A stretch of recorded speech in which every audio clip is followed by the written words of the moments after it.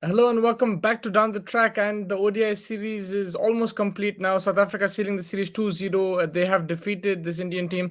It's a depleted South Africa squad. There's no Rabada, no Nokia, but they've played some really good cricket. And for India, it's one of the dark phases now. After losing the Test series, the ODI series, they look flat. Whether it's KL Rahul, the captain, Virat Kohli, Ashwin, all the big players, they did look flat. There was not as much intensity and. Winning the toss, losing the toss, it didn't make a difference. They lost both games, one chasing, one batting first. And this in particular, the second ODI was very surprising because India did, win the toss, and the pitch does become a bit slower in Parl. And we thought, the spinners will come into play, but it was. Nothing to be seen. The South African spinners who bowled first, they actually bowled better, to be very honest with you. And I felt that India in phases they batted well, but KL Rahul, despite getting a 50, he was lucky. A run out chance missed and two catches dropped. Then and without Rishabh Pant's innings, in India wouldn't even have got to a 280 score. I think 240, 230 would have been the score. So it was a 300 kind of pitch, but I think 280 was still defendable, and India didn't bowl well. We have been praising India's bowling over the last 2 3 years, but in this tour of South Africa, they've bowled poorly. Whether it was in the whether it was in the fourth innings of the last two Test matches or the last two games itself, they've bowled really poorly. They've looked flat, a lack of pace. I think Bumrah is the only one who looked like he was going to pick up a wicket. Shardul Thakur does have the wicket taking knack, but even him, he won't trouble you with that express pace. So it's time to look forward for India. I don't know what they're going to how they're going to go about this, because it is a fresh captain. Yes, he's standby. Rohit Sharma is the ODI captain, but still, I don't think things are going right. There's off the field controversies which are not helping the cause. And since that T20 World Cup debacle, it's nothing has looked good for the Indian cricket. And it is sad because they are a horse of cricket. There's a lot of talent there, whether it's in the Ranji Trophy or the IPL. There's a lot of talent.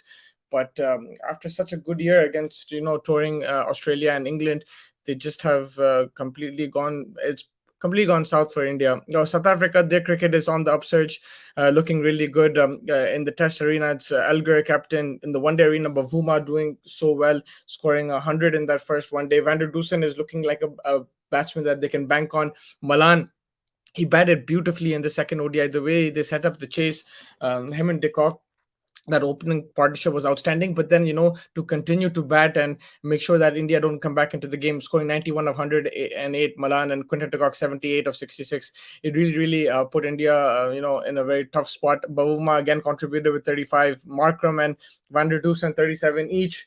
To guide the team home. So there is, now a sense of maturity in this team. The likes of Van der Dusen and Markram, they're using that experience that they've got. They're still young players, but yeah, they're really blossoming now. And I think for South African cricket, it's excellent, especially, even in the bowling. If you look at the way Ngidi bowled, Maharaj Shamsi and Flaklikoyo, I think he was outstanding in this series.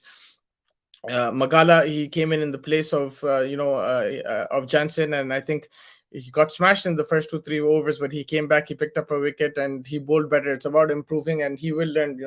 It's a new format for him, a new international stage, and very good for South Africa. I think even if you see the under 19. Their players, whether it's Brevis, the another guy scored 100 as well. They have a lot of talent up the ranks, and now it's just about keeping politics aside and focusing on the cricket and really improving South African cricket. I think they can be a force to reckon with in the next few years. India side of things, whether it's going to be a complete change or getting new faces in, a few faces, a slow transition, a smooth transition. We don't know what's gonna happen, but there's a lot to ponder upon because there was no fight in this team, and despite having a better squad on paper than South Africa, they have lost both Test and One Day series, and it's something they will have to ponder on. The tough decisions will need to be made. It's not acceptable, this result, because they are a strong team, and yeah, it's just unfortunate they're going through this phase. It's still a good team. There's still some very talented players, and if I think they're just going through a rough patch. If you take this squad anywhere in the world, including South Africa, you bank them to win. You back them to win. You back them to play some good cricket and exciting cricket. But I don't know whether it's a mixture of off and on the field, but whether it's form on the field and some issues off the field. If it's a mixture of that, but nobody is looking the part. You have the likes of Venkateshwar coming into the team.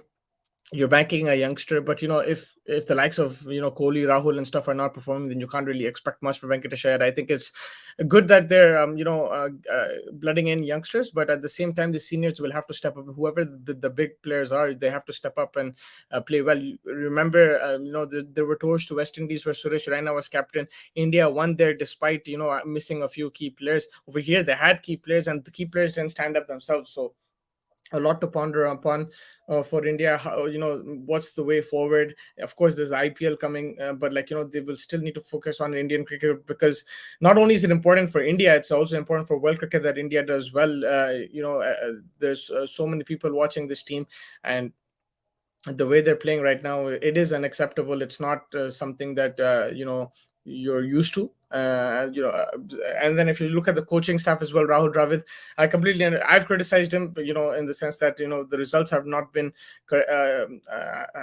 acceptable, and you can criticize him. Sometimes maybe I go over the top. You can criticize him, but at the same time, he will need time as well, because he's come into a tough situation. Before he came in, Ravi Shastri was coach. They had some amazing wins, but they also lost that T20 World Cup. I have to be reminded of that, and remind everyone else as well that not everything was amazing before Dravid came in. So it is a tough position that Rahul Dravid's in, but the experience that he has, especially coming up the ranks from the under 19, coaching the under 19 boys to now, I think he has to use that experience. He needs to, of course, back his players, but at the same time make some tough calls. You can't just keep backing players like for example, Bhuvneshwar Kumar and Ashwin. They looked out of sorts in that second one day.